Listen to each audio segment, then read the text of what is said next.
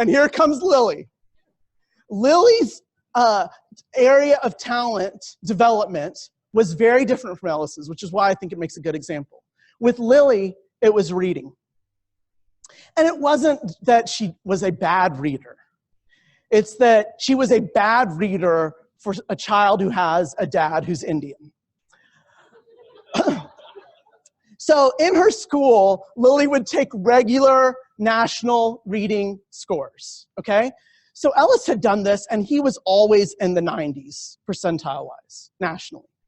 Well, Lily starts doing this, and she's 82%, 81%, 82%. Oh, that first number's a 7. You know, warning lights are going off. I'm saying, Amanda, we gotta do something, we gotta do something.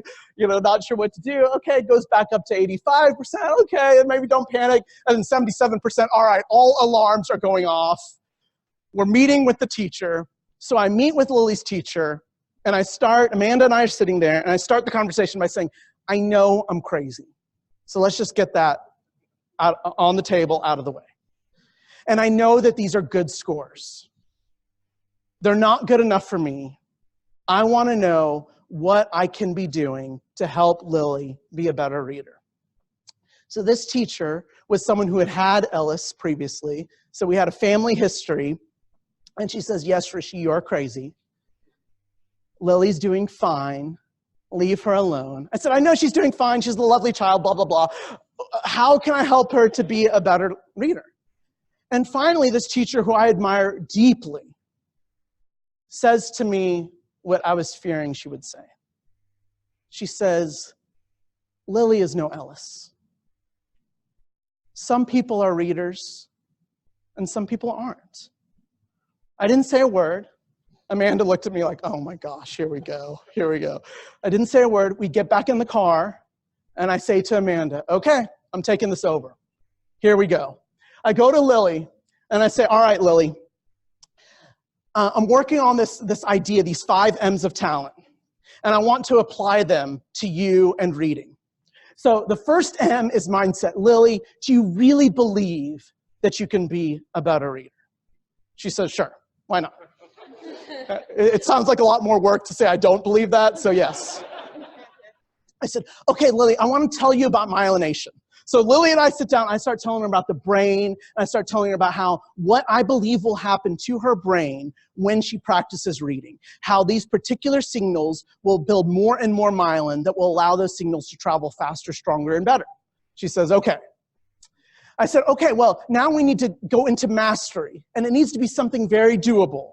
So what if, I'm making this up, but I was like, what if you spent 5 minutes a day reading out loud, and then you committed to spending 15 minutes a day reading silently? Do you think that's doable? Is that too much? She said, no, I think that's doable. I said, okay, but we have to keep a log of this. Because we can't say, oh yeah, I read every day, just because we felt like we read every day, right? I mean, I say I work out multiple times a week, which turns out to be, once every other week. You got to track these things, okay? And she's like, okay, yes, great. I said, okay, so now the motivation piece. And she's like, yes. I'm like, what do you want?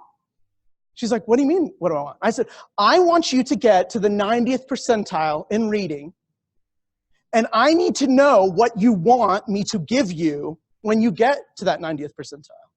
And she said, oh, that's easy, sky jump. What in the world is sky jump? You know when we're in the mall and there's that big bungee trampoline thing and you say there is no way in blank that I would ever pay that kind of money so that you can jump on some trampoline?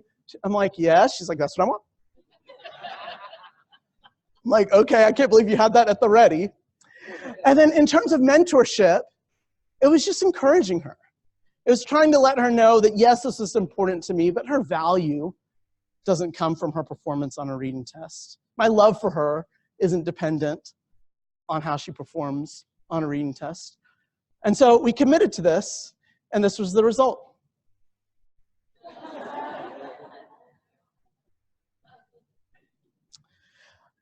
I was at a conference out of town, and I thought it was my wife calling me.